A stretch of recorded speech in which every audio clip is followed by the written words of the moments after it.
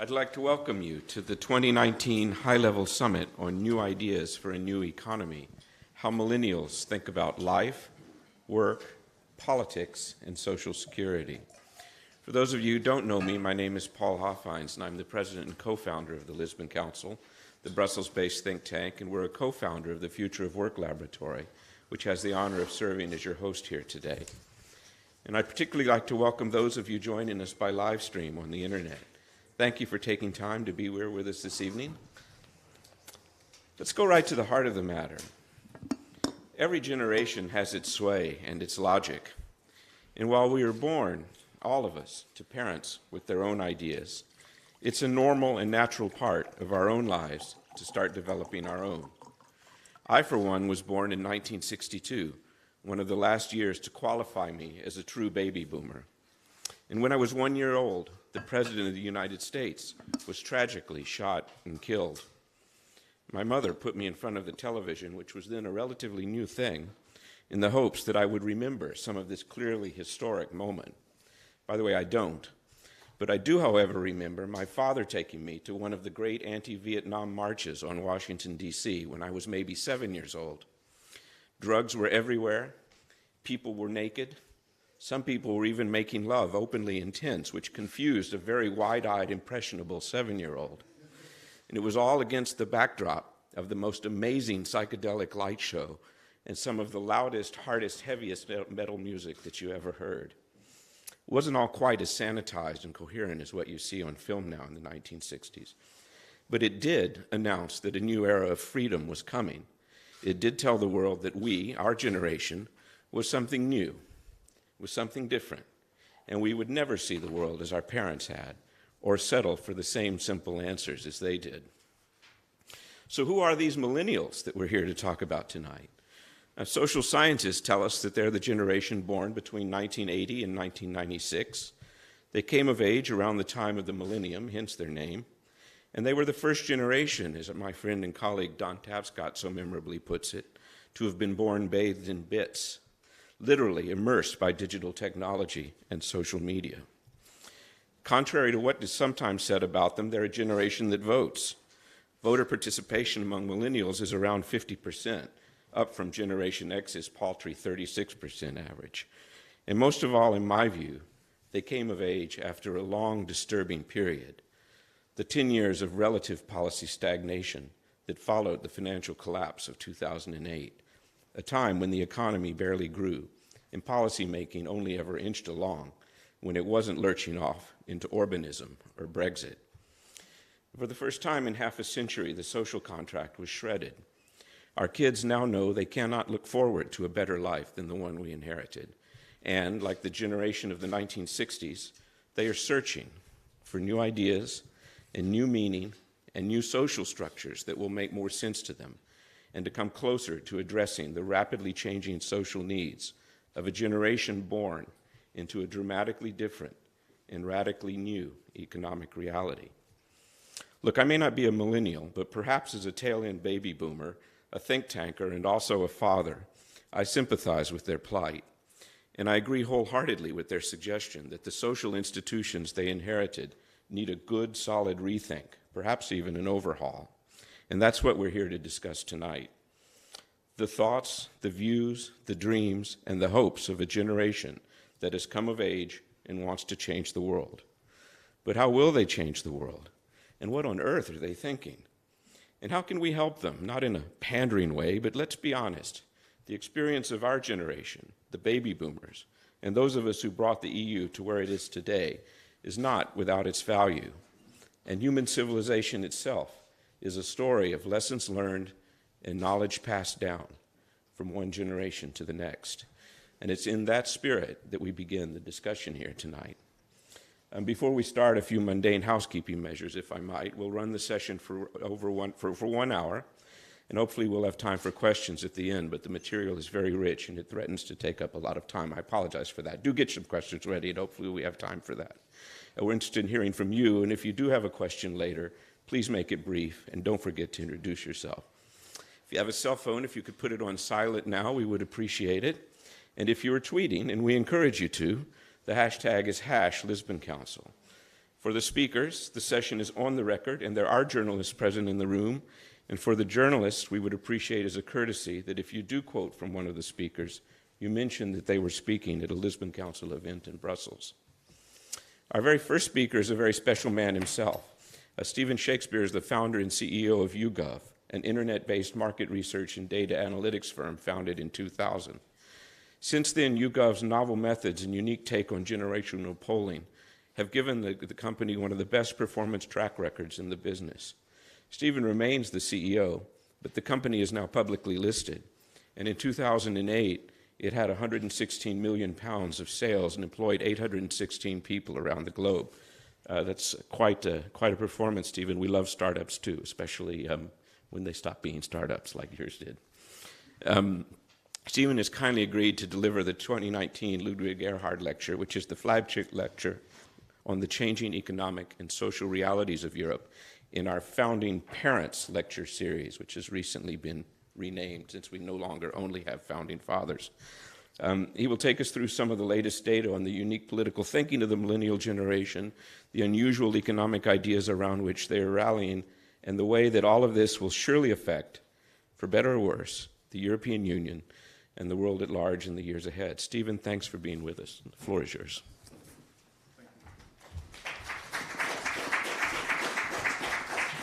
Thank you very much. Well, Paul, thank you very much for inviting me. The invitation came with a condition that I yield some real insight into this difficult subject. I say it's difficult because, well, as you will see, the data is somewhat mixed in the way that we want to cut it here tonight. I have to invoke Twyman's law.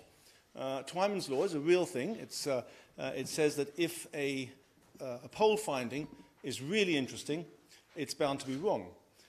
And that's for a very good reason. It sounds like a joke, and it's actually quite true, because, of course, pollsters ask questions, and people answer those questions. And most of us talk to other people, and the people in our circle are not so different from everybody else. So we have a rough idea of what people are like, and if a polling result is really extraordinary, it really is quite likely to be wrong. And unfortunately, some of the most interesting polling results we had recently have been as a result of poor polling rather than actually yielding insight. So that is a very big excuse I start with, that I don't think I can give you really amazing insights about millennials, because half of you in the room are millennials, and you know yourself. Then the rest of the millennials are not that different from you, as we'll see. But we will try to tease out some differences. First of all, and Paul got that exactly right, well, the definition of a millennial is somebody aged between 22 and 37, according to Pew.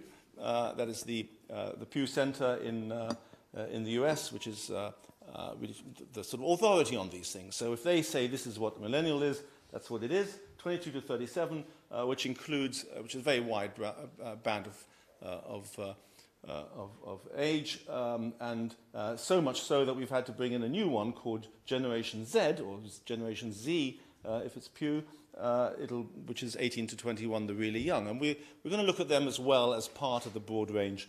Then there's Generation X, then there's baby boomers like me and Paul, and then there's what they call silent, which ends at 90 mysteriously.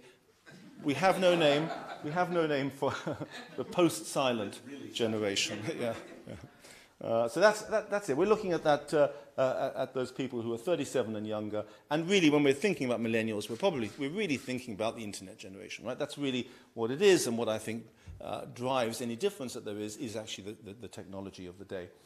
So very quickly, well, all these slides, I'll race through them because there's a lot of them. Who are the millennials? They're significantly more likely to live in urban areas. They're less likely to watch TV or read newspaper. They're high social media users, more on their phone.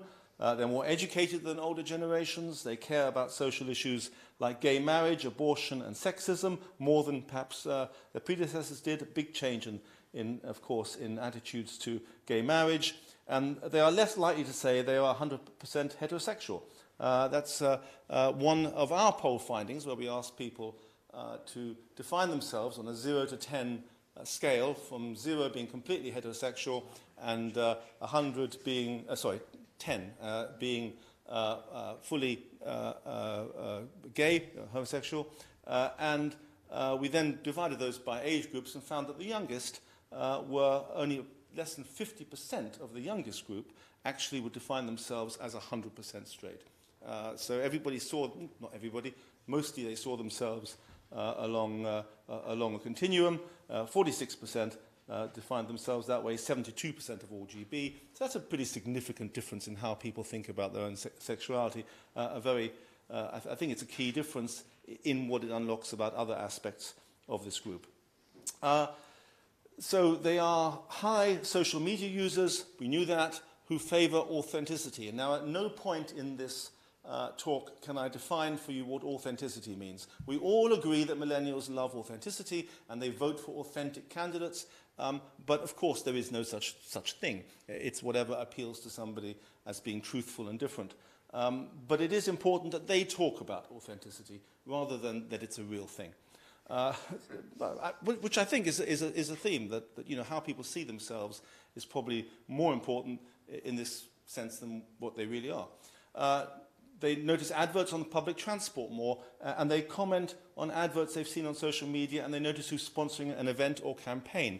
This is actually, I think, the most important thing to know about millennials if you're a campaigner, is how you influence them. Those three things there tell you something, that traditional advertising isn't going to work so well for you. Traditional modes of communication are not going to work so well for you. And they're not just self-reported here. These are things that we test for our commercial market research. We do a lot of politics, but the vast majority of what YouGov does is commercial market research. And we actually test responses to advertising and memory of adverts and so on.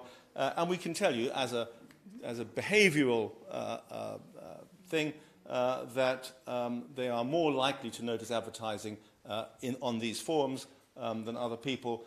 So a really great way to target millennials is to sponsor something they like because they remember the fact that they are who sponsored it and so forth more than the rest of the population would. They like seeing real-looking people in advertisements. That's a phrase that we use, again, sort of meaningless, but you know what they mean. They want to see different kinds of people, and again, this has been tested in market research. The kinds of people that appeal to them are not so much the airbrushed types, and they like it when companies have a moral message. I will show you, I think, in a moment that they are not, in fact, more moral than anybody else. Why would they be? But they do actually respond better to adverts that at least appeal to their sense of morality. Now, most of the rest of the slides are looking at all the sort of questions that we ask. They're taken from a huge pile of questions that are part of ongoing research we're doing across the EU for these elections that are coming, and all sorts of other things. Some of them come from America, some of them from the UK. And we've looked in each of them to see what are the differences, or what is the lack of differences between the age groups. So I'm going to go through these quite quickly, and I don't know if you can read them. If you can't, you probably can't read them at the back, can you?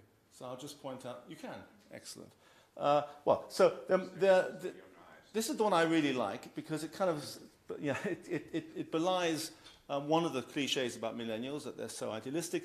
They're motivated by money and free time. They tell us, when we say, you know, what matters most to you for your dream career, that they get more money. So money is the number one factor. More free time, which is, I guess, an equivalent in some way, but better benefits, better working environment, learning new skills, and a whole lot of other things come well behind money.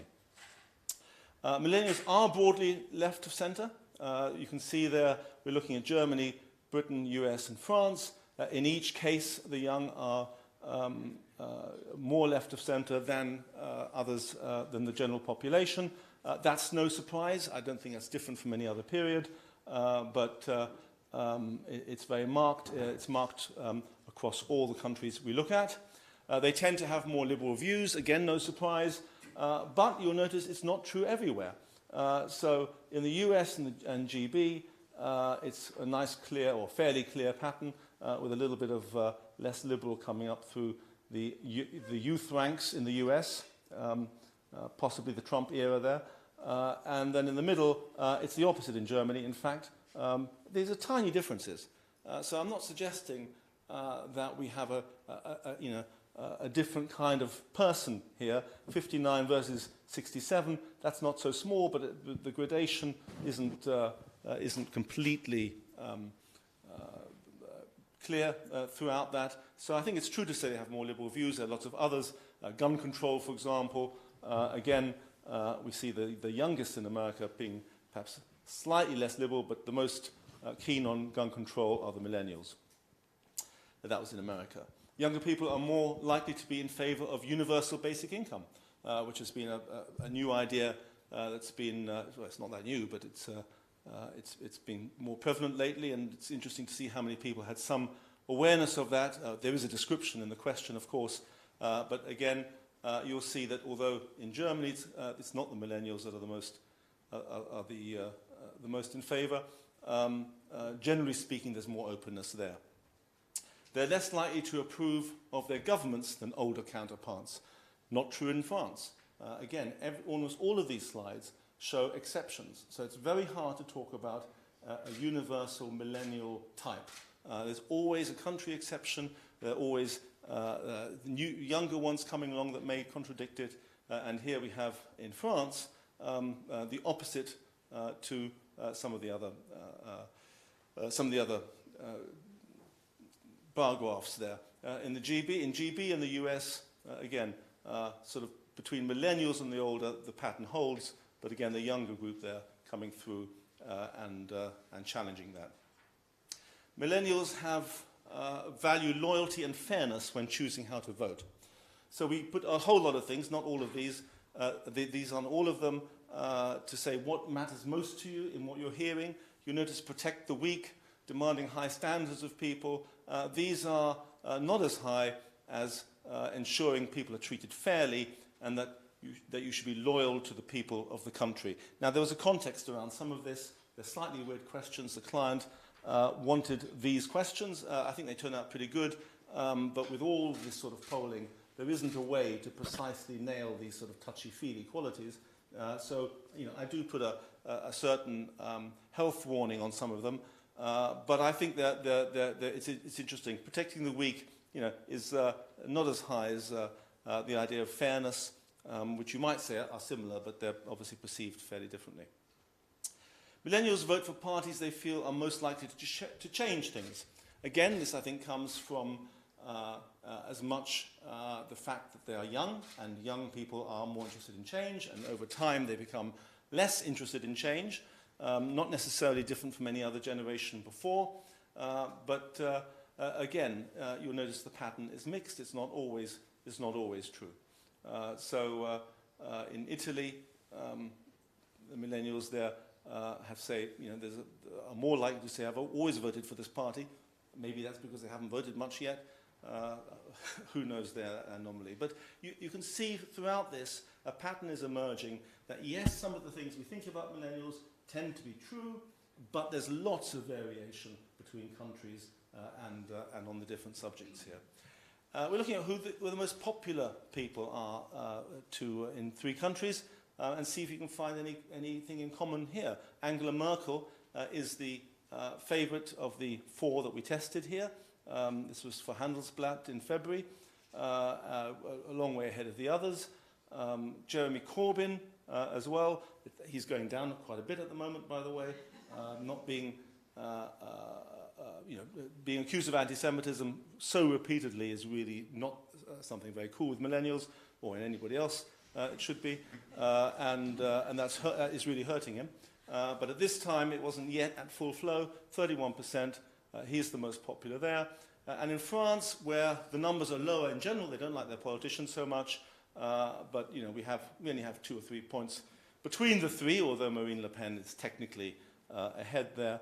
Is there a similarity between the 3? If you're looking for some sort of definition of authenticity, maybe there's something in there. All of them have strong characters. They're easier to sort of think of as characters in a comedy show, for example. We have a terrific in England. We have a terrific comedy, Angela Merkel. I don't know if you do the same for Theresa May, maybe a bit harder. But I think the fact that you can make a comedy character out of somebody is part of what makes them authentic and real. It's the fact they're different. So let's look at a few more. They are more likely to support government funding for higher education. Not surprising. They have an inherent reason for that.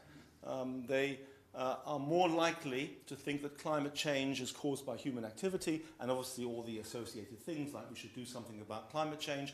The millennials are more likely to sign up to that. A vote on EU membership isn't as closely linked as it is in the UK with age. If you look at GB there, it is absolutely striking. The cliff, I mean, it's a perfect line. The line you said about them voting, Paul, that was certainly true. I mean, one of the points I was going to make later, but I'll make it now, is that they're uncommitted. I mean, they will vote for the things they care about, but that is something that changes. So they didn't turn out for Brexit, and they did turn out for Corbyn. The fact that the young didn't vote in Brexit and then later realised they should have done is one of the most obvious reasons why Brexit was the winner. But for Corbyn, they weren't expected to come out, and they did, and consequently he did better than was expected. In America, the same thing. They didn't turn out for Hillary Clinton, and then they've been turning out in some not by-elections, Senate races and so on, in larger numbers, and changing expectations there. So midterms. So they are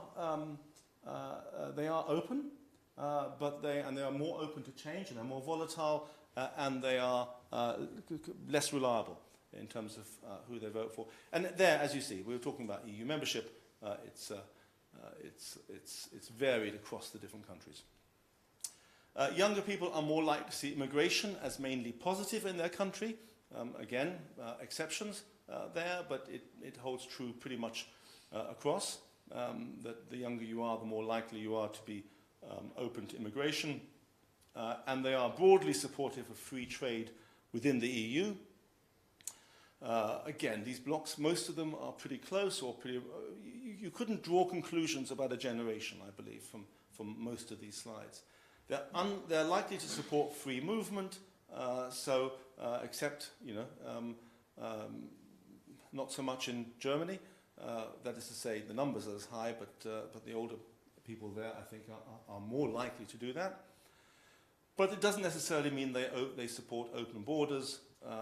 Open borders is supported somewhat in contradiction to the previous answers they gave in Germany and across there, and to a low extent. Millennials are more likely to believe that we're closer to worldwide conflict than to worldwide peace. We asked a question on a 0 to 10 scale. How much where do you think we are, heading for complete peace or a worldwide war, a global war? They tend to be slightly less optimistic, slightly more pessimistic. And they are no more positive about higher tax and spend than others. This is, again, different across the different countries. We asked them, should government increase taxes and spend more on public services? Well, it's not very popular in the UK, and it's less popular amongst millennials than it is amongst the older generations, whereas it's a little more popular in the US. So, again, contradictory stuff here. I like these a lot. These are now things that we asked about alienations, materialism, and a few other things. We didn't ask them, do you think you're alienated, or do you think you're materialistic? We used psychographic testing. We basically gave the whole sample a psychology test and a whole bunch of questions that we associate with these different things. And we find that the least alienated are our Generation Z, and it goes up from there. So the silent majority, or whatever. Sorry, the silent ones are the most alienated. On sensitive, they think they're more sensitive. Sorry, they're not. This isn't self-reported. It's not that they think they're more sensitive. They are more sensitive, according to our psychographic testing. And they're less trusting. But this is an interesting one. They're more materialistic. And this is, I think, what is the most surprising thing. I suggested this earlier on, and we'll look at in a minute at the success of Corbyn's a couple of slides on Corbyn's success with millennials. There's a lot of evidence that suggests that the millennials are very transactional, that they care very much about what they get. We just saw they weren't that into tax and spending, or at least they were no more in favour of helping the weak and all the rest of it than anybody else, or as in favour as everybody else, let's put it positively. And we have various tests that suggest that there's no reason to think that they don't care about money or that they are in some way more idealistic than anybody else. They feel it's harder to get a job, so maybe they're feeling the pinch. Well, obviously they're feeling the pinch more than others. They're just starting out. Now let's look at Corbyn. Why did he do so well? Younger people certainly thought he shared their values. That 52% is very high for people in May 2017, by the way. This was taken at the time of the election. 52% of young people thought he shared their values. People knew that he was very popular amongst the young, didn't think that would make much difference in the election, that's what. But they did turn out to vote, and that's why he did so well. I don't know how many of you know this. I know you will all be very sceptical about pollsters because lots of things have gone wrong for polling recently. This was the. Allow me a moment to just remind everybody, in case you didn't know or forgotten, that in the 2017 election, everybody thought that Theresa May was going to have a landslide victory, with one exception, which was YouGov. We used a new methodology called MRP, which is a new statistical technique, whereby we actually predicted every single constituency. It turned out on election night, when there was absolutely huge expectation of a landslide Theresa May victory. In fact, about 5 days before the Times, as its front page said, YouGov calls a hung parliament. I got a call from various people saying, you'll have to resign if this doesn't happen because you're out on a limb, and friends, people who really like YouGov said they've gone crazy this time. Well, as the night of the elections came in, as it happens, I was here in Brussels that night. I couldn't bear to be in the UK. It wasn't actually that. I was here for other reasons. I was hanging out at the pub just on the opposite side. Huh? No, it's something Irish, I think. Anyway, it had the election on. I watched it from outside, looked through the window, and it flashed up Hung Parliament, and there was a great big scream that you probably heard all the way across, because that was our massive comeback that we had been forced to get that wrong. Anyway, they turned out. We knew they were going to turn out. That's what happened. It was like scoring a goal. So on all these matters, you can see that Jeremy Corbyn was ahead in sharing values with. He shared the values of the young on more than anything. In the middle, interestingly, the areas where he shared the values of both the old and the young, pensions and the NHS, and to a less extent, schools and education. So there was some overlap there. The things that they most liked about his policies were, abolishing tuition fees, and that was the number one. The central ones: rent caps and increasing tax for high earners. Rent caps and abolishing tuition fees, of course, very popular for the young. This is the transactional stuff. Corbyn was very strong about forgiving tuition fees and about rent caps and all these things that really matter to the young. There were the bits that were ignored by the election campaign by May and others, who was focusing everything on Brexit. And the Corbyn manifesto was very strong at targeting millennials precisely on their pocket, on the things that matter to them, the transactional offer. So what does it all mean? I'd like to put it together and give you the great insight that Paul demanded of me, and to surprise you, but I did start with Twyman's Law, and I end with that if I'd given you something startling you didn't know, it would have been bad polling. Are millennials more liberal? Are they more sensitive or more idealistic or more open-minded? Are they more creative? I don't know whether they're any of those things. I think they're the same as any generation that are, as any young people ever are. They think they're these things, probably, and they grow up to be like the rest of us. The difference, and there is a big difference, and this is the difference that matters, but you knew this already, is the technology that's behind this, or the products of technology. Well, I'm missing out a little bit of data I got for you just this weekend, actually. Are they the same, more, or different from others? I ran one question to 7,000 adults at the weekend. I said, when you think of the similarities and differences between you and your parents, which comes closer? Do you think you're more different or more similar? Older people think that they're more different by -3. That's the similarity, net similarity. Younger people think they're more similar to their parents. I think it's very interesting that they place themselves closer to their parents than their parents place themselves to their parents. So their own view of themselves is that they're more similar rather than more different. So a final piece of mystifying data, and I don't know what this means. I found this purely by chance. I had a sort of hunch. You know that Google Trends stuff? Have you ever looked at those and just put in some words? It wasn't quite random, but I was looking at how and why, literally how and why. I put in, and you'll see it right now at the bottom there. There's a blue line for the prevalence of the search term why, and the search term how is much, much higher and grows at a rate that is actually astonishing.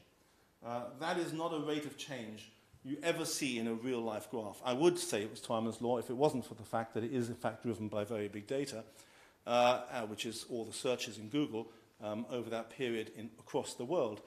How do you explain that massive increase in the word how? There may be very boring ways to explain it, like the internet's become better and better at answering how questions, which is good, which the internet does do, and not so much why questions because they're complicated and so on. I like to think it's because we search for how questions much more, because we become much more interested in how to get things done and not so interested in why. I was showing this to my good friend earlier today, Philippe Van Parijs, just down the road. He said, well, there's another thing you can look up in Google, which is all the books they've put in.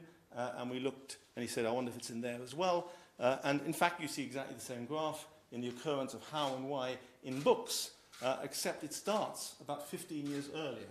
So I don't know what that means. I don't suppose anybody could work out what that means. But it means something, because this is an extraordinary number. And that bit that Van Parijs looked up, seeing this in Google Books, in occurrences in printed books, going back to the 80s to now, to see this huge increase in the how over the why, it seems to me means something. Maybe in the discussion we can work out what it is, and because it's really weird that you have that big a difference without some kind of explanation. It can't just be technology, because it happens earlier in books. So I leave that to you. I'm going to end with some advice for campaigners, which is the first thing: don't be mystified by millennials. They're only different in their relationship to and the products of technology. So those differences, we know what they are. It's most important is where they're looking, because they're on the phone and social media and all that. You knew that. I think that the speed with which they change their minds and they pounce on people and all of that is just because it's the speed in which we see lots of other opinions. That's the difference. I don't think they're nastier particularly or whatever. I think it is literally the product of the technology. Only talk about topics. This is not really in the data particularly. Only talk about topics where you can openly speak your mind, and better to stick to what is transactional, because that's what interests them. I don't think if you go in front of trying to persuade people to show social solidarity and live by their ideals, that will have the same effect as saying you're going to keep tuition fees low or whatever that is. Engage them where they themselves engage, so focus on social media and events and shared on social and events that are shared on social media. So if you're thinking of sponsoring something, you're sponsoring something which they go to and they talk about and they share on social media. They remember who sponsored it. We know that. We've tested that more than the rest of the population. That's a big difference. So that tells you where you should spend your money, because in the end, campaigning is how you use your money, right? That's or your resource of energy, rather than necessarily what you say. And remember that they are young. Because they're young, they're open but also uncommitted. That means there's more votes to change, but it also means it's harder to get them to turn up at the polling booth. That's all I have from that. We have a lot more data coming in the next few months in various different forums that we're working with some organizations that are doing very thorough testing, and that will all be published. So I hope you'll stay with us. Thanks.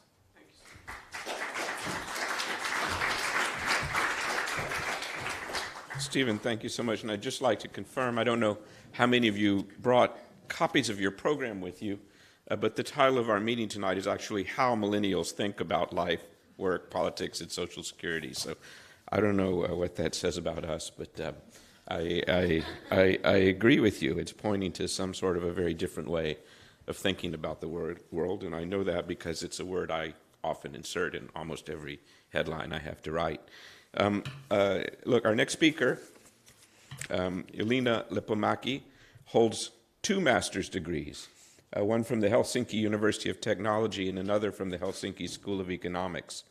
She's also a member of the Finance Committee of the Finnish Parliament, and she is the author of something called the Life Account Proposal, about which you'll hear a bit more this evening. She was born in 1981, which makes her a true millennial. Congratulations on that. There you go. Thank you. Just, by the way, and I'm just a baby boomer, so between us we share something there. Anyway, Elina, thank you for being here. I want to thank you also for your service, both in the Finnish Parliament and to those of us here in Europe, partly because I don't think you hear that often enough. The floor is yours.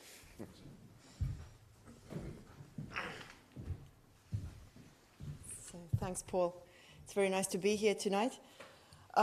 So what I'm going to do is I'm going to walk you through the proposal of the Life Account, which is a kind of a concept I developed a few years ago.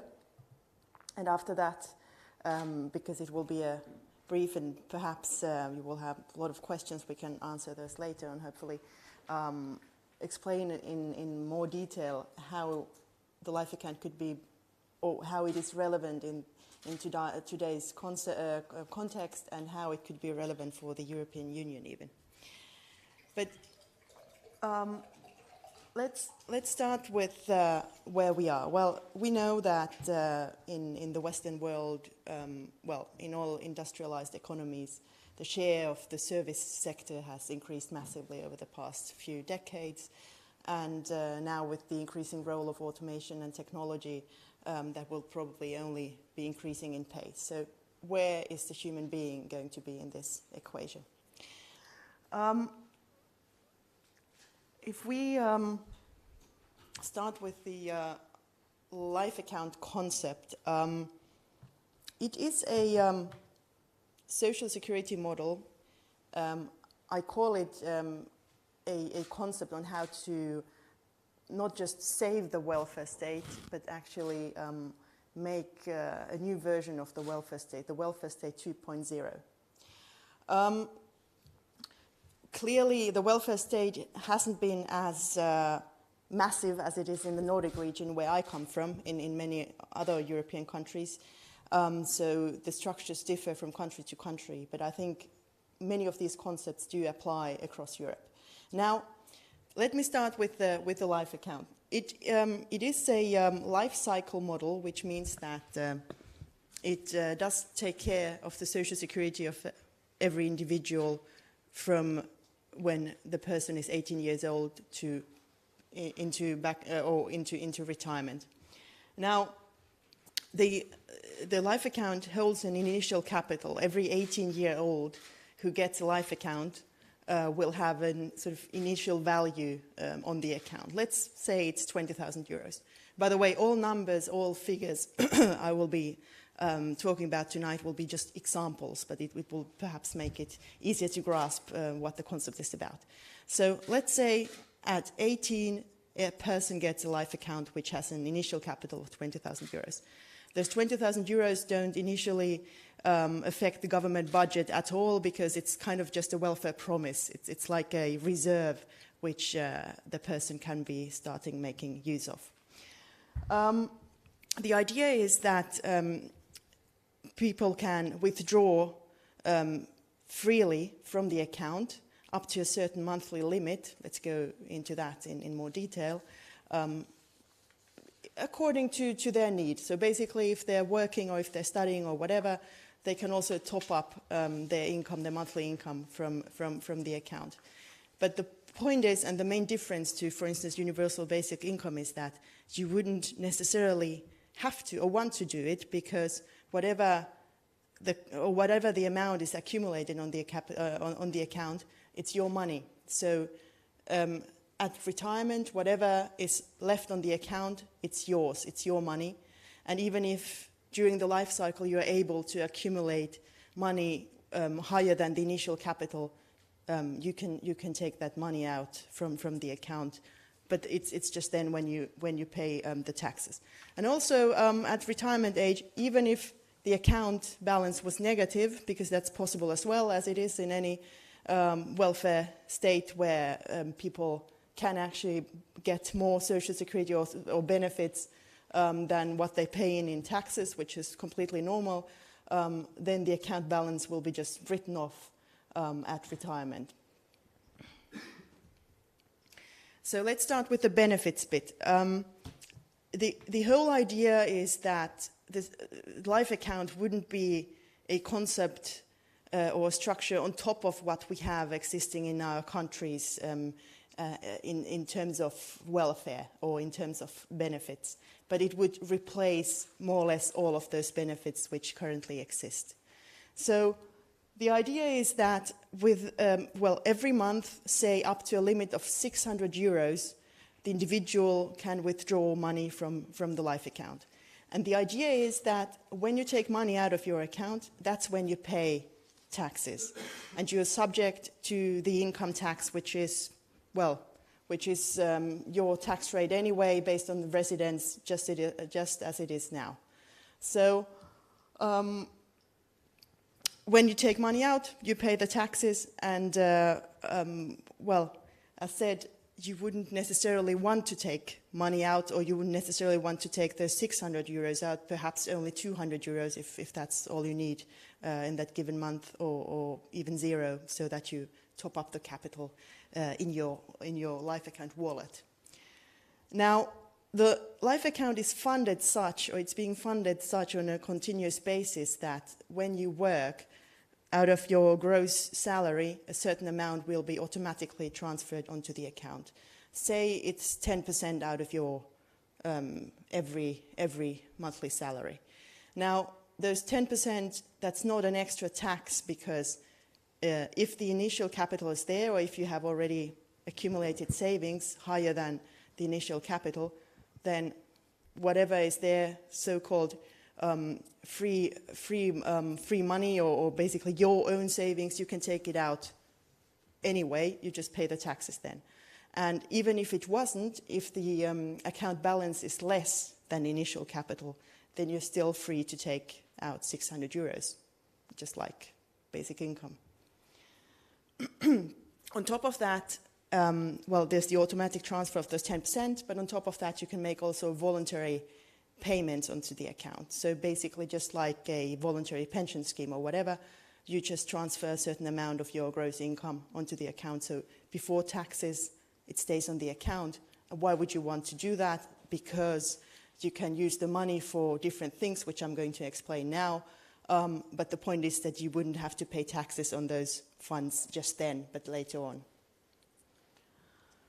So the life account has also other features, not just this social security bit. But the point is that if you have accumulated savings on the account, on top of the initial capital, say you have 30,000 euros on your account, for example, then those 10,000 euros you can use for different things. The life account works also as a small corporation. So basically you can be an entrepreneur from day one if you want to, or you can start to be an entrepreneur or self-employed at 35 or whatever. It doesn't affect your status as such as a part-time employee or as a student or whatever you are at the same time. You can freely choose your roles over your life cycle, which I think is normal for many of us anyway these days. So what you can do with those savings, say the 10,000 euros, for example, you can use it for buying other people's labor. So you can buy services, you can buy micro tasks. For example, I go to Paul's and to clean his windows. We agree that it's 50. I would have just wanted to say 50,000, but perhaps it's just 50 euros for you, as you're my friend. 50 euros. So basically what happens is he doesn't necessarily need to know anything about me except just my life account number. What he does is that he uses his savings to transfer an amount, those 50 euros, onto my life account. The system takes care of all employers' obligatory, payments that have to be taken care of. These also vary, of course, from country to country, but everywhere there are some employers' payments which have to be taken care of. The system takes care of it automatically, and the point is that I only pay my taxes when I take money out of my account. So he doesn't even have to worry about my tax card or anything. So, that's another question, because I'm a politician. I wouldn't necessarily be useful in that. We are not very useful always. But anyway, so you can use the life account for basically more efficient division of labor, which makes sense in a service economy.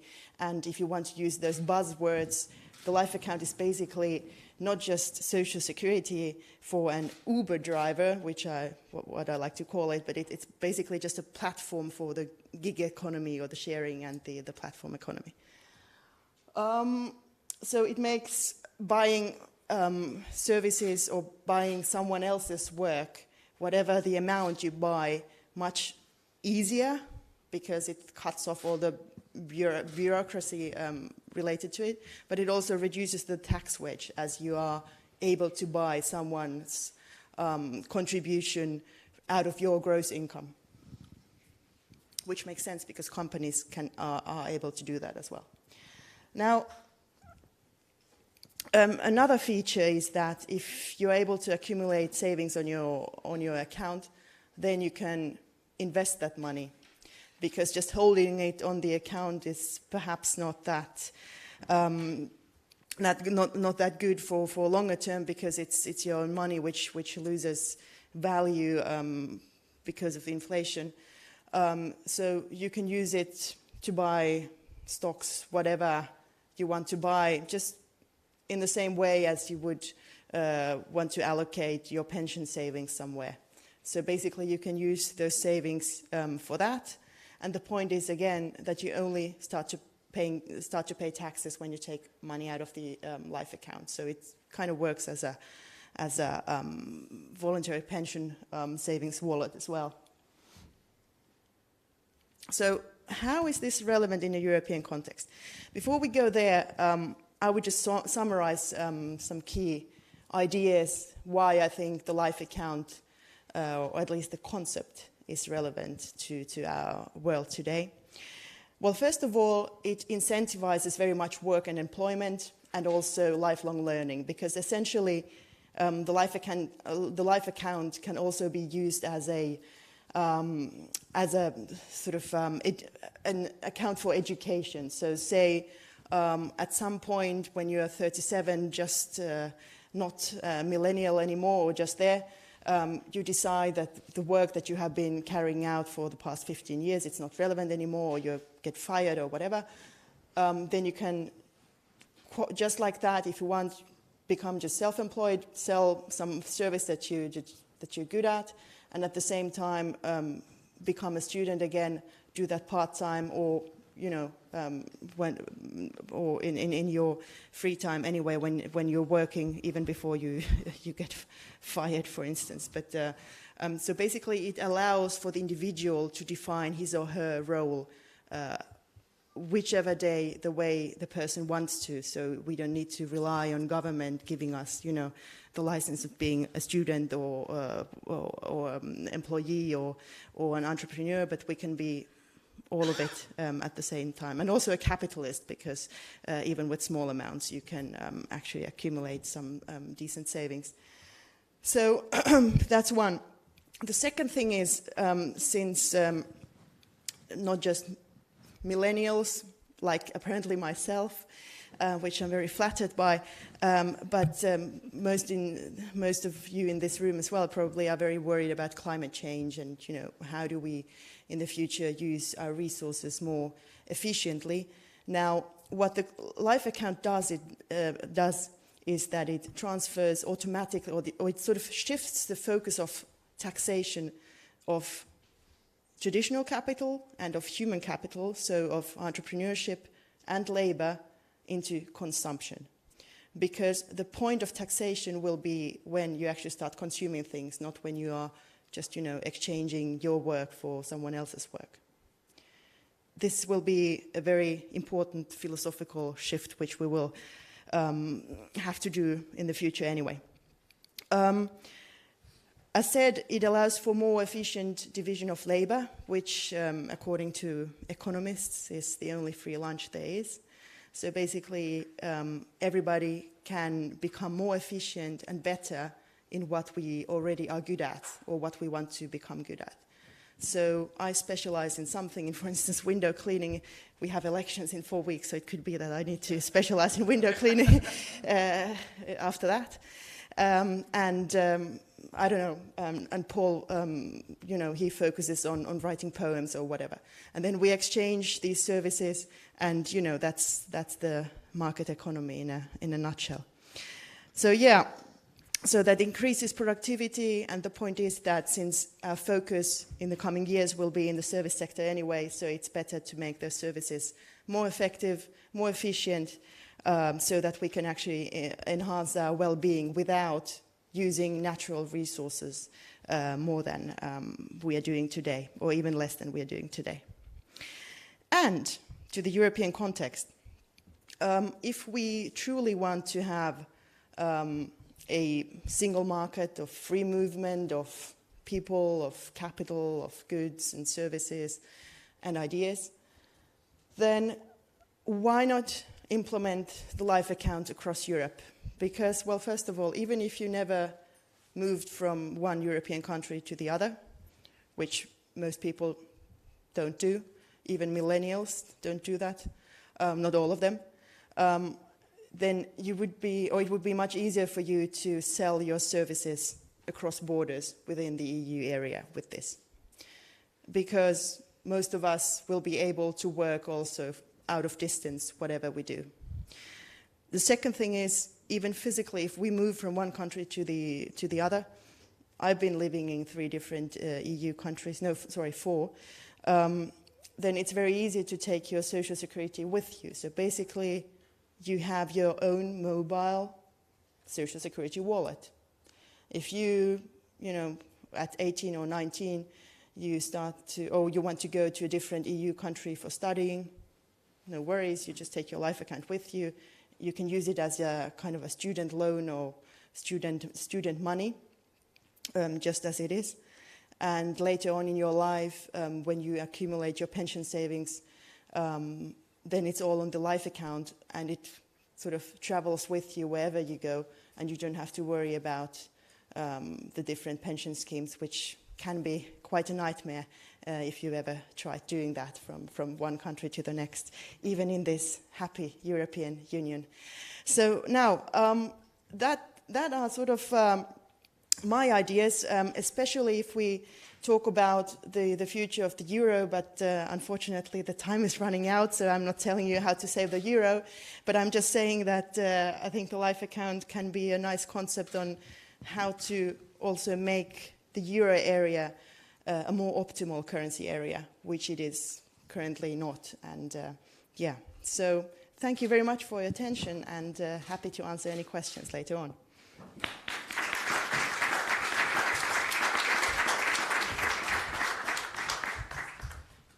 I have to apologize to Ruth Passerman. It's quite a task to come after 2 such fine speakers, and particularly 2 such dense presentations. But if anyone can rise to the occasion, I know it's you, Ruth. For those of you who don't know her, is Deputy Head of Cabinet for Marianne Thyssen, the Commissioner for Employment, Social Affairs, Skills, and Labor Mobility, as if that wasn't enough in one dossier. And she's also, and I apologize for saying this, Ruth, she's one of the great intellectuals inside the European Commission. So we're delighted to have you here with us tonight. We know your mandate's coming to an end soon, but let's forget about that for a while. Tell us what the plans and priorities of the European Commission in this area are. The floor is yours. But the microphone is unfortunately broken. Can someone help? I think this. Yeah, go ahead. Yeah, you can come up here. Yeah.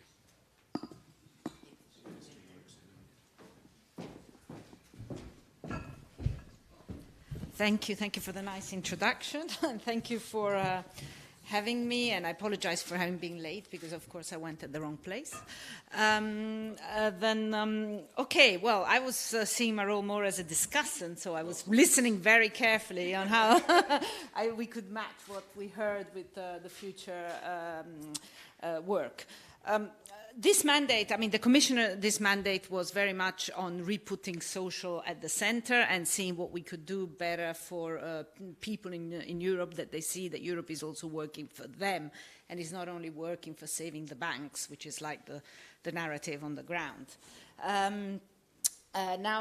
What we did in particular, I mean, just to be very, very brief, is that we proposed a European Pillar of Social Rights, which is 20 principles and rights that should be available for all Europeans. And these principles and rights are focused on 3 areas: access to the labor market, working conditions, and social protection. I don't want to really elaborate so much. I think what is important is that this sort of resettling down what we mean by social Europe and by a social market economy was agreed by all the institutions in Europe. And now we're at the phase of the implementation, and this implementation takes place at the European level, but of course also very much at the national level has to take place. What we have done at European level, we have proposed a limited number of legislation, and we have proposed to finance these things with the European Social Fund Plus and also other parts of the future multi-annual financial program. And of course, and we are also, let's say, monitoring, seeing what member states do. Now, just to say these things, because I think they link to what was mentioned before, and I think we can make a link on some points. Now, there are two. One of the greater debates, which indeed is ongoing, is the issue of the access to social protection. Now, while I've worked on social protection also like 10 or 20 years ago, I can't remember anymore, I'm of the older generation, definitely. At the time, the big thing was pensions, pension sustainability, and you know, all the fact that we are getting more older people, or you know, less younger people, etc. And this was the big thing. I'm not saying this problem is completely solved, but it's not anymore at the focus of the debate. I think the focus is the debate is on 2 points that you mentioned.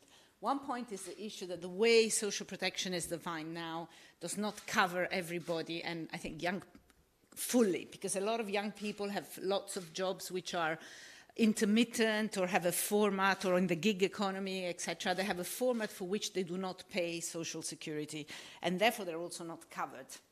But the two things go together. And the other aspect is that we will need to change jobs during our life and retrain and things like that, and therefore it is important that we maintain that there is a way for people to learn throughout their lives, and how can we enable that? So that usually is not dealt with in the framework of social protection, but it is in reality, because the point for both of these things is how do we have the base of social security contribution to remain wide enough to cover everybody for the needs, and also who pays for this generational shift that we all need to be retrained? Is it going to be up to the individual to remain updated or not? And here I think it links with what both of you said. The one point of the transactional aspect of the young people, which I think is the new thing, because usually it's actually, you have the idea that the young people want to change the world, and they're idealistic. Well, not at all. They're interested in making sure that they also, well, not at all, but I mean, there is also a real aspect of what is it for me, and how much of young people have been hearing all the time that they're paying pensions for their parents and they're not going and paying pensions for themselves.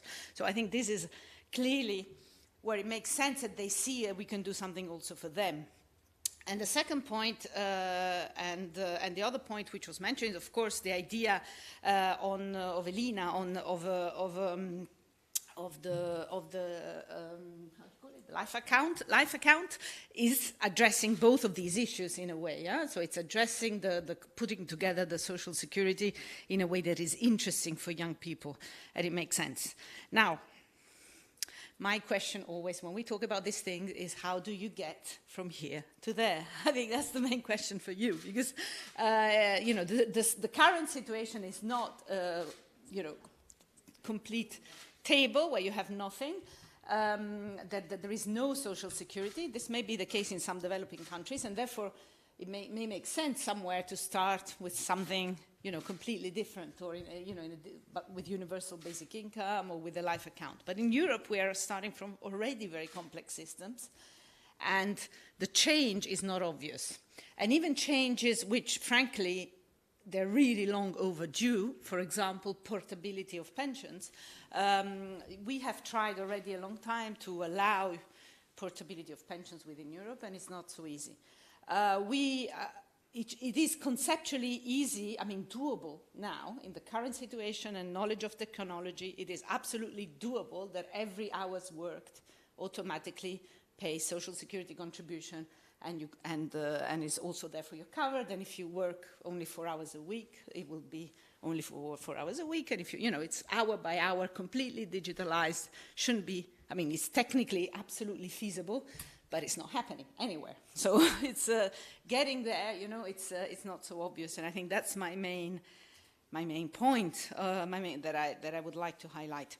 What we have done as legislative proposals for this mandate is we have done a proposal so-called on transparent and predictable working conditions, which is basically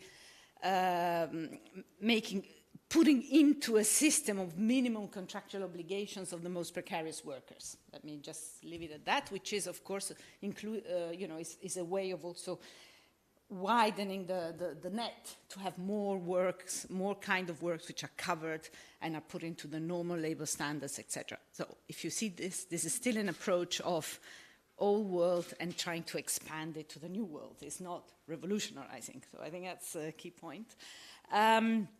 Another thing that we did is on social protection, we cannot really legislate at European level except cross-border. So we have made a recommendation for member states to make sure that they adapt the social security system in a way that everyone is covered. But we cannot legislate. I mean, it's a recommendation. We will monitor that it is implemented, but it's not, you know, we're not going to take anybody to court on it. And we also made a recommendation on, which we call, has this crazy name, which is upskilling pathways, which is basically about strengthening adult education. So it's again the logic, it's basically for the lowest qualified, but the idea is really to help member states think about a strategy long-term on upskilling adult population. So that's everybody. Yeah? Now for the future, as I said, I'm at the end of the mandate, so I'm welcome, you know, any ideas. And anyway, it's not going to be me who's going to be working on them, so that's fine. But my major problems are, I mean, as I said already, I think the major issues that one has to identify is the much better use of digitalization, and therefore really the granularity of work and taking into account every hour worked and, you know, going in that direction, which is something which cannot be easily done, but it's something that is technically possible but requires work. And if, you know, the idea, even without the idea of completely revolutionizing the social security system, which is what the life account is about, you would need quite a lot of fundamental changes to ensure real coverage of everybody throughout their lifetime, including the lifelong learning aspect. So not just pensions or sickness, but also remaining, you know, making sure that people are still relevant and able to work in the future as well. So I think that's for our successor the main work. I stop there, and that's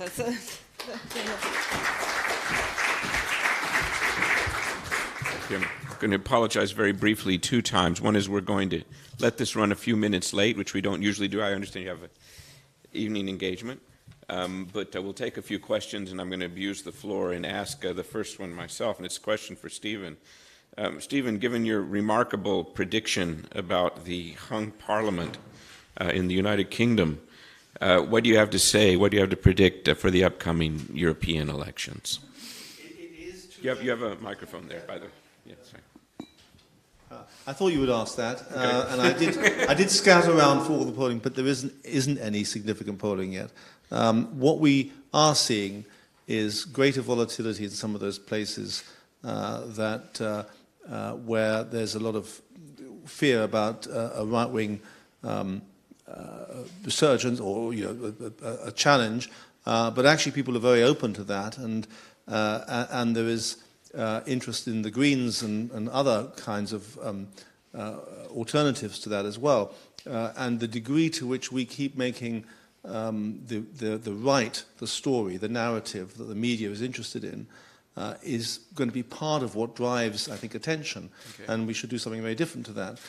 If you remember what happened in Bavaria, everybody talked about the AfD, but in fact just as many votes were won by the Greens. And the story is all about the AfD and not about the Greens.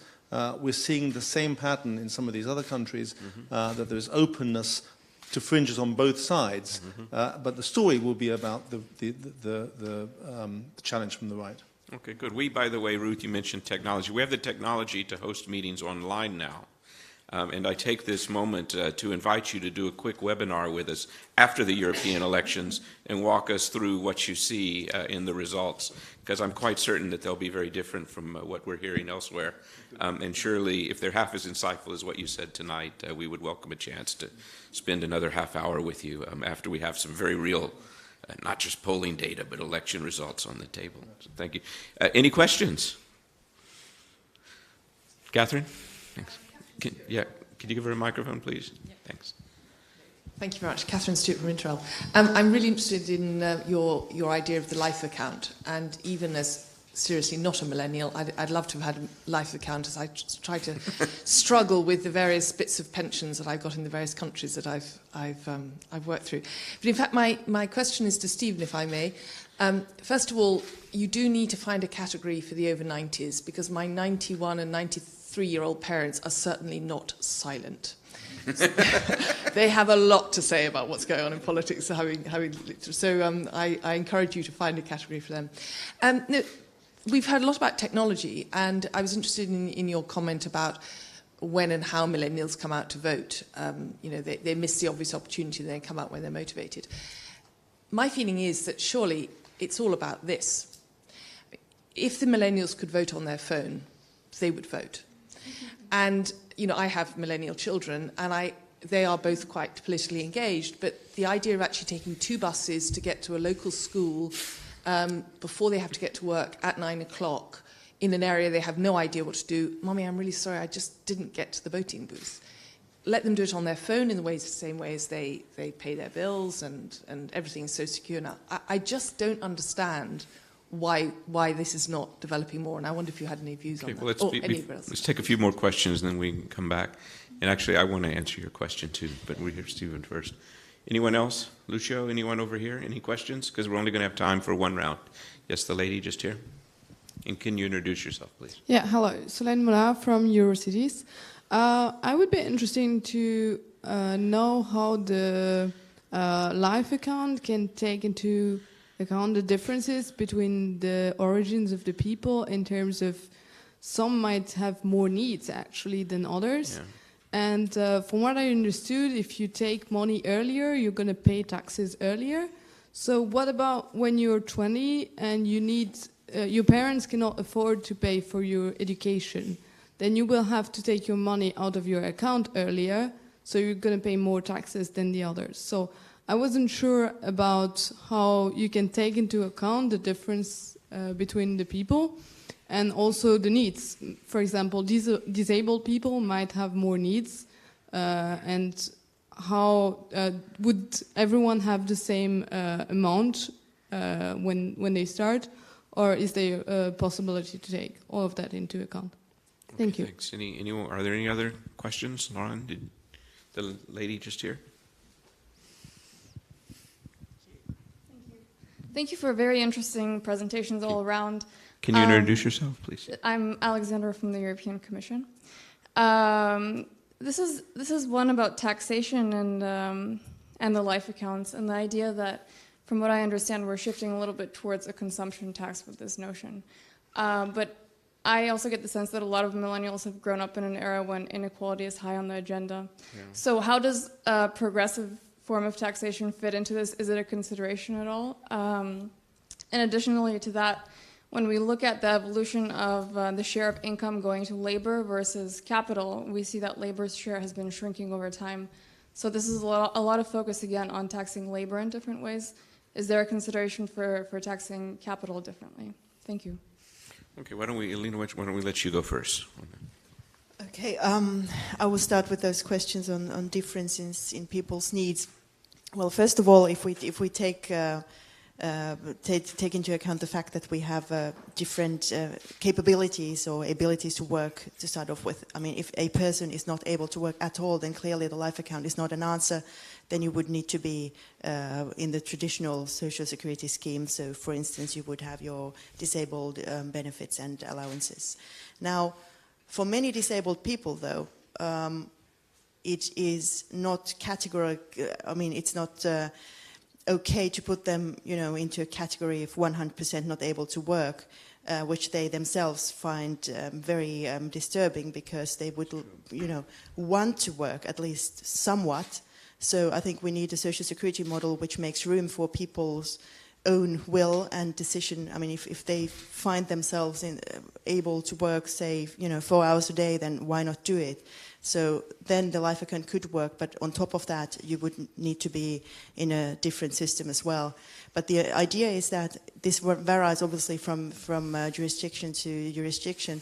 But my initial idea is that in any system, if you are a person of working age and able to work at least somewhat, then the idea is that you take out of your life account each month the amount that you want or need, or if it's the full amount, then you take that out. And if that's not enough, then you are within another scheme, for instance, for the disabled, or for, and especially if you are beyond the pension age, then you would be a pensioner effectively. But for all the rest of us, you would be in the life account scheme. And of course, it can happen that, during your life cycle, something happens and you simply can't work anymore, then you would be eligible for a whole different system. What comes to family money, the whole idea is that this would only replace sort of student money as it is. It wouldn't change whatever is the different, or whatever are the differences in, for instance, tuition fees or access to education across countries. But it would just make the social benefits for studying equal everywhere. So independent of your family background. And actually there's an interesting study at the LSE, it was published a couple of years ago, that they studied that what the effect is if you in your early adulthood, say at 20, you have an initial capital, only I think it was £2,000 or something, how it affected the outcome of your life 10 years later, the effect on your education level, your salary level, family, and all that. And the study found that students or young people who had at the age of 20 this very modest amount of capital at their hand, which was kind of their own money, their initial capital, they had much better outcomes compared to the peer group, independent of their family background. And I think this is very interesting. And then same amount when well, I think if we started to enroll this system across countries, or at least say in Finland, then you could do it in the way that for a person who is 40 or has been in work life for some time already, then the initial capital would be less or even zero. Or there could be ways in transforming the existing contributions he or she has paid to an unemployment scheme to transfer that into the life account. But those are issues which can be handled in each country separately. And now the differences in taxation. I think we make a huge disadvantage to people right now, where we tax human capital much higher than traditional capital. If I compare, when I started programming 20 years ago, when you write the program, or back then in the 90s, when you wrote the program, you would basically have to write it all from scratch, right? You would have some libraries you could use, but basically you would have to write it on, like, as a text, file. But these days, if you start programming, then effectively you would have tools to program for you. So it's very difficult to make the difference anyway, what is programmed by, a robot, and what part of the program is programmed by a human being. But why are these things taxed so differently? It doesn't make any sense. So instead of proposing a robot tax, which I don't think makes any sense, but that's a different discussion, why not just lower the taxation on human capital? That would be my answer. But I don't think we could get very far on taxing capital, but we don't even need to, because the main thing which I didn't come to in my presentation is that the advances in technology and the use of automation for us as human beings and as consumers will come through consumption, and therefore the main role of government will be to make sure that there's enough competition, there are efficient markets, such that, say, if you have a service robot, so when the automation takes on services as well and reduces the amount of labor needed there, then effectively the marginal cost of producing something or an extra unit of service will approach zero. So that's when the price of that service should approach zero as well, or the price tag.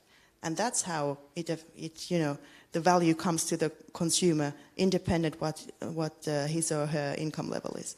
And this is something I don't think we are paying enough attention to right now. Okay, thanks, Stephen. Yeah, just quickly to the point of electronic voting. When we started back in 2000, we thought that was an area that we were going to get into. There were all the startups then on that subject, and they really didn't get very far. And they didn't get very far, I think, because people are very nervous about anything that is hackable. The standards of security around a vote that is online is much, much higher than a physical one. We know it's very easy to fake a physical vote, actually. Certainly in the UK system, lots of people can, with postal votes, can go anywhere. But it's very hard to do it on a large scale, and so nobody's too worried about it. If you do it electronically, it could be large scale. So I think they're very nervous about it. When it does happen, it will have another extraordinary effect, because at some point we'll have digital passports and you'll be able to do voting online. At that moment, I think there's nothing stopping this. It will absolutely, is sure to happen, a clamour for more and more referenda. We've obviously just gone through, whether you think it's good or bad, a gigantic convulsion around one. This will become daily. I mean, there's no question. However much you talk about deliberation, there'll be a clamour for more votes. They will happen, and it will totally transform how we have political discourse. Maybe for the better in the long run. In the short term, it will probably be pretty painful. Okay, thank you. I'm going to actually, since you didn't get asked a question, Ruth, I'm going to ask you one. I was going to answer one. Well, then you can answer it. You can answer it too.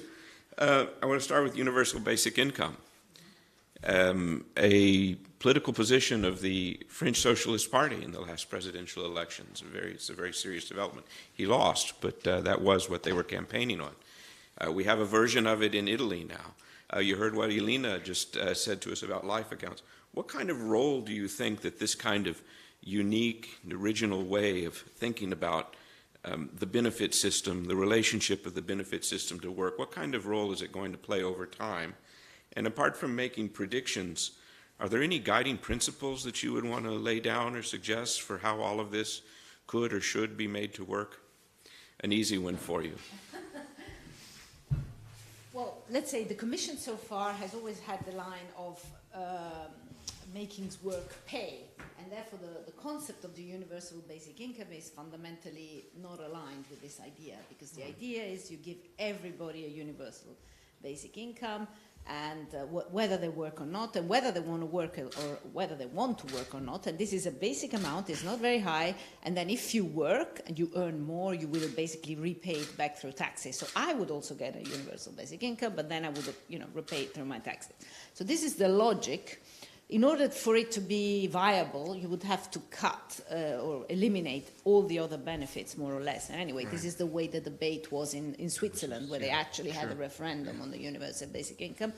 So in a way, in the here and now, it goes a bit back to my reply to what I mentioned on the life account, which is how do you get there from now? I mean, the current situation is most countries, good or bad, you have a variety of benefits which take into account a variety of situations. So, if you're a woman and you have children, you get a maternity leave paid. How would that be covered in a universal basic income system? Everyone gets the universal basic income. The answer that you gave on disability is the same logic. The universal basic income is a floor for everybody. If you're going to have that, you need to adjust all the other benefits as well, and it's possibly loses some of the progressivity or the link to the need. And we have gone much more in Europe towards the direction of needs testing, means testing basically of benefits, so that you give the benefit to those that need them and not universally. So I think we still stick to this philosophy. Now, whether this, as I tried to describe very briefly before, the logic for us is within this system to expand, to make sure that everyone is covered, etc. So that would be my reply for that. Now I cannot judge how the future will go. To go to the question I wanted to answer, which is on the capital taxation. On taxation, I think there is there is a clear thing that people are less mobile than capital, and therefore the taxation has, and because of that, it has moved more to people rather than capital. If you look at the way taxation of capital has gone, it has been eroded. Now, the way in the world, the best way to address this is that we all globally agree on a level of taxation at world level for capital, and this will help. Would help re-raise the taxes that you can raise for capital. The second best is to do the same at European, is to do it at European level, which is what we have proposed. So anyway, we have tried to propose in this direction.